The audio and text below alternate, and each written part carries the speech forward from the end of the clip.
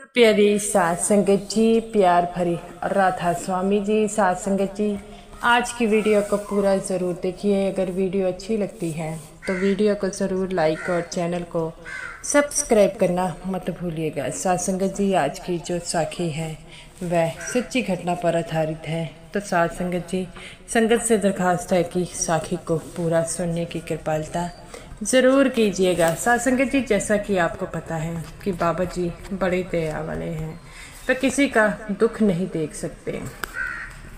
वे हमेशा ही अपने सत्संगियों से भी ये बात कहते हैं कि आप भी अगर कोई गरीब दिखे तो उसकी मदद के लिए ज़रूर जाइएगा। तो सात संगत जी, ऐसा क्या हुआ था कि बाबा जी ने एक गरीब सत्संगी की, एक गरीब आदमी की ऐसी क्या मदद की थी जिसे देखकर वह बाबा जी को भगवान कहने लग पड़ा था।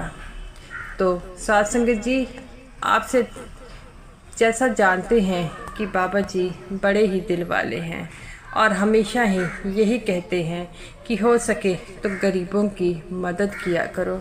अपने से बेसहारा किसी को देखें तो उसकी मदद ज़रूर करें। तो सात संगत जी, ये जो साखी है एक भिखारी की साखी है जो भीख मांगता था। तो एक दिन वह भिखारी जो था अपने घर आया तो उसकी बीवी कहती है कि आप भीख मांगते हैं, कोई काम कर लीजिए, ऐसे कब तक हमारा गुजारा चलेगा। तो वो कहता है कि तुम क्या समझती है कि मैंने काम की कोशिश नहीं की, मैंने बड़ी था जो है काम की कोशिश की है, लेकिन मेरा काम कहीं पर भी नहीं बनता, मैं क्या करूं। तुम्हें तो पता है मैंने मजदूरी भी की है, लेकिन अब मुझे कोई मजदूरी पर रखता ही नहीं, तो इसमें मेरा क्या दोष है। ये बातें सुनकर वह फूट फूट कर रोने लग पड़ता है। तो उसकी बीवी कहती है कि मालिक पर विश्वास रखें, वे आपकी मदद ज़रूर करेंगे। क्या पता कोई फरिश्ता ऐसा आ जाए जो हमारी मदद करेगा। तो वो कहता है तू कह तो ठीक रही है, लेकिन हमारी मदद करेगा कौन। तो वो कहती है कि ये परमात्मा जिसने ये दुनिया बनाई है, उसने सब कुछ बनाया है, तो वह तो हमारी मदद ज़रूर करेंगे। तो अपनी बीवी की बातें सुनकर वह हंसने लग पड़ता है और कहता है कि तू बड़ी तेरे को समझ नहीं आता, ये भगवान भी आजकल उनके जैसे हो गए हैं जो भगवान अमीरों की मदद करते हैं, गरीबों की मदद नहीं करते।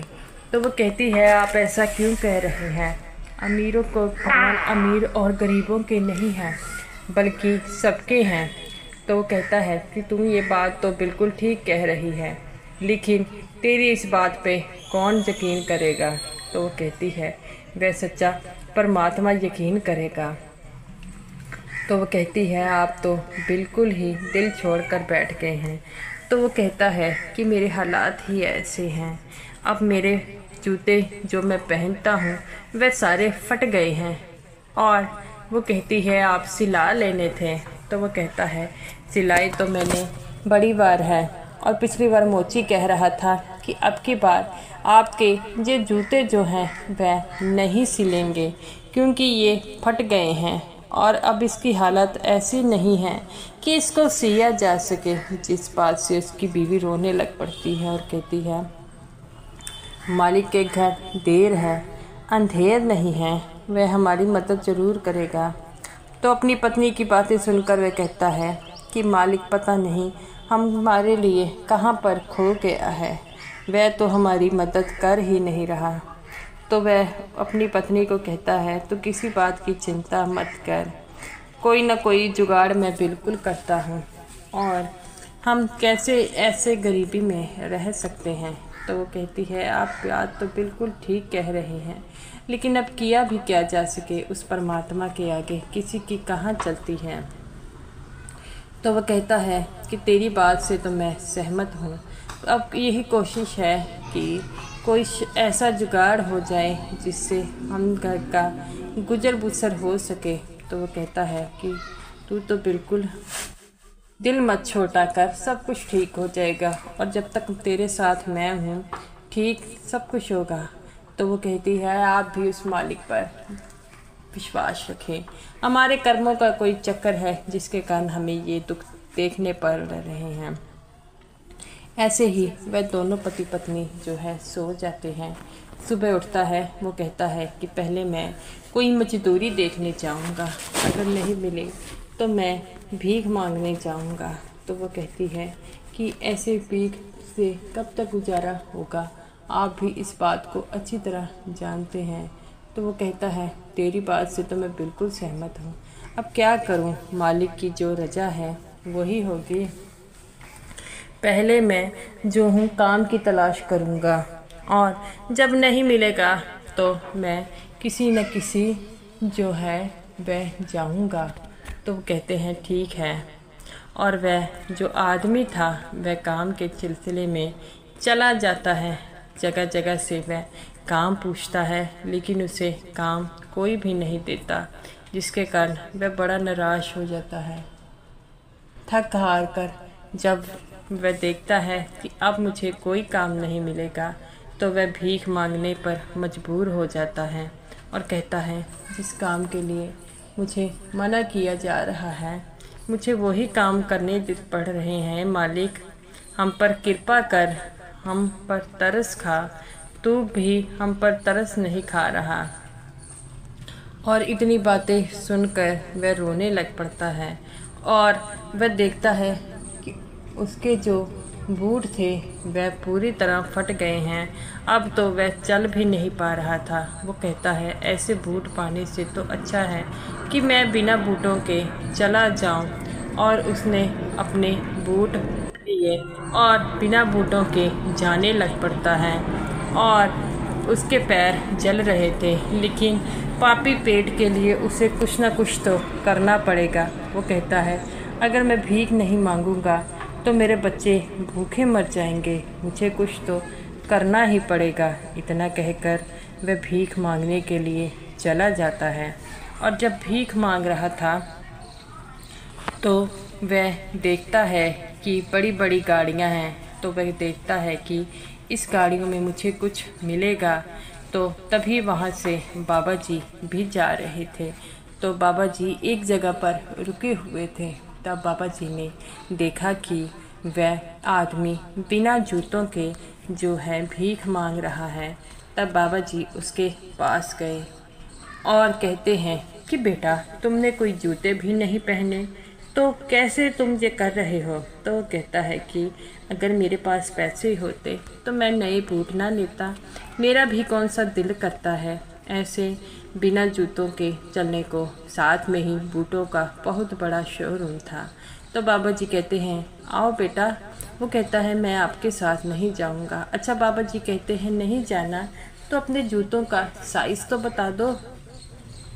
तो वह कहता है साइज़ जानकर आप क्या करेंगे। तो वह बाबा जी कहते हैं कि बताओ तो सही। तो वो कहता है मुझे नहीं मालूम, मैंने कभी अपने बूट नहीं खरीदे, ऐसे मिल जाते हैं तो मैं बूट पहन लेता हूँ। तब बाबा जी कहते हैं कि चलो आओ। तो बाबा जी इसे एक बेंच पर बिठा देते हैं। वहाँ से अंदर दुकानदार को कहते हैं कि आओ और इसका नाप ले लो। तब दुकानदार उसके पैरों को देखकर कहता है कि इसको इतने नंबर के बूट आने हैं। तब बाबा जी उसे बूट पहना देते हैं। वह बड़ा खुश होता है और कहता है इस बूट के लिए तो मेरे पास पैसे नहीं हैं। तब बाबा जी हंसने लग पड़ते हैं और कहते हैं कि तुमसे पैसे किसने मांगे हैं, किसी ने नहीं, तुम आराम से ये बूट पहनो। तो वह खुश हो जाता है। तो वह कहने लग पड़ता है आप भगवान हो ना। तो बाबा जी कहते हैं बेटा मैं कोई भगवान नहीं हूँ। तो बाबा जी कहते हैं बेटा तुम ऐसा क्यों कह रहे हो। वो कहता है कल मैंने अपने सपने में भगवान को देखा था और वह मुझे बूट दे रहे थे, और क्योंकि मेरे पुराने फट गए थे ना तो वह मुझे दे रहे हो। अगर आप भगवान नहीं हो तो भगवान के बंदे या उनके दोस्त जरूर होंगे।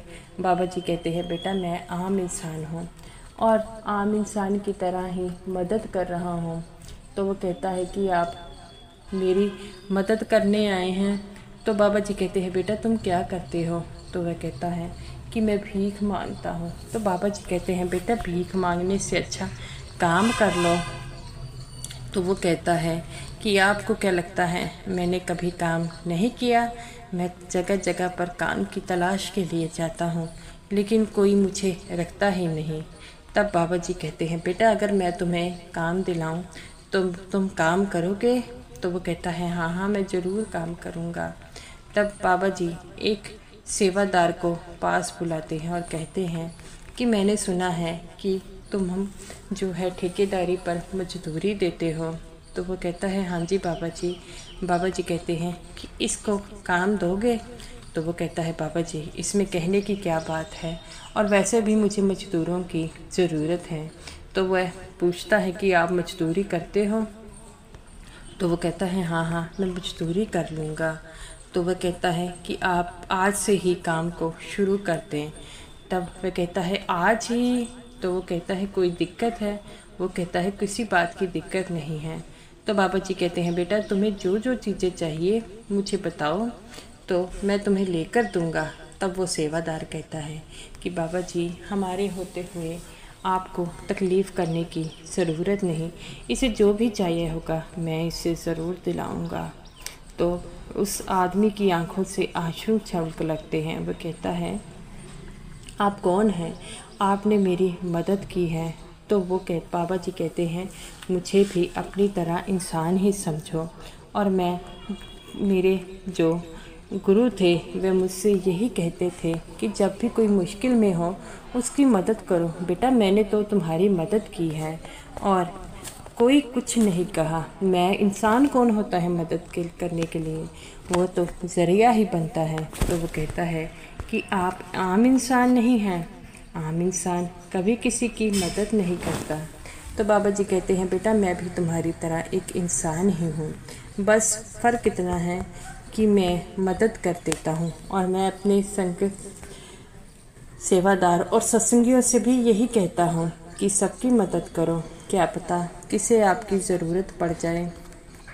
तब वो सेवादार कहता है कि बाबा जी आप किसी प्रकार की चिंता मत कीजिए, आज से किसी और को मजदूरी मिले ना मिले इस इंसान को मजदूरी हम पक्का देंगे। तो ये बात सुनकर वह बड़ा ही खुश होता है और कहता है कि आपने मेरी इतनी बड़ी मदद की है, मैं आपका ये धन्यवाद कभी नहीं भूलूँगा। तो वह कहते हैं, धन्यवाद भूलना नहीं जाता, कोई बात नहीं, आप अपना काम कीजिए। जब आपको किसी भी चीज़ की ज़रूरत होगी तो मुझे ज़रूर कह देना। बाबा जी की बातें सुनकर वह आदमी बाबा जी की तरफ हैरानी से देखता है और बाबा जी वहाँ से चले जाते हैं। वह आदमी उसे मजदूरी देता है और मजदूरी के बाद वह उसे कहता है कि ये पूरी मजदूरी रख लो। तो वो कहता है, नहीं, आज मैंने आधे दिन से मजदूरी की है तो मैं आधे दिन तक ही मजदूरी लूँगा और कल से मैं काम पर आ जाऊँगा। वह सेवादार बड़ा खुश होता है और कहता है कि बाबा जी जिसकी भी मदद करते हैं वह हीरा आदमी होता है और तुम भी मेरे लिए हीरे हो और आज से तुम्हारी मजदूरी पक्की है। वो कहता है, आपने मुझ पर काम पर रखा, यही मेरे लिए काफ़ी है। तो वह कहते हैं कि उन संत जी ने भी मेरी बड़ी मदद की। वह घर जाता है, अपनी बीवी के लिए सभी सामान घर का लेकर आता है। उसकी बीवी ये देखकर बड़ी खुश होती है और कहती है, ये सब कैसे आया? तो कहता है, आज मुझे भगवान जी मिले थे, उन्होंने मुझे बूट भी दिलाए और मुझे काम भी दिया है, और ये जो पैसे हैं वह उन्होंने एक आदमी को कहा है अब मुझे रोज़ ही मजदूरी मिलेगी, तू चिंता मत कर। उस भगवान की वजह से आज हम अब कभी भूखे पेट नहीं खोल खाएंगे और हमें कभी भी जो है भीख नहीं मांगनी पड़ेगी। तो वह रोने लग पड़ती है। वह कहती है, उस संत की वजह से हमें इतना कुछ मिला है, हम कभी नहीं भूल पाएंगे। वो कहता है, जिन्होंने मेरी मदद की है वह बहुत पहुंची हुई रूह थी, ऐसी ही रूहों को जो है परमात्मा भेजता है। तो वो कहती है कि हाँ बिल्कुल ठीक कहते हैं।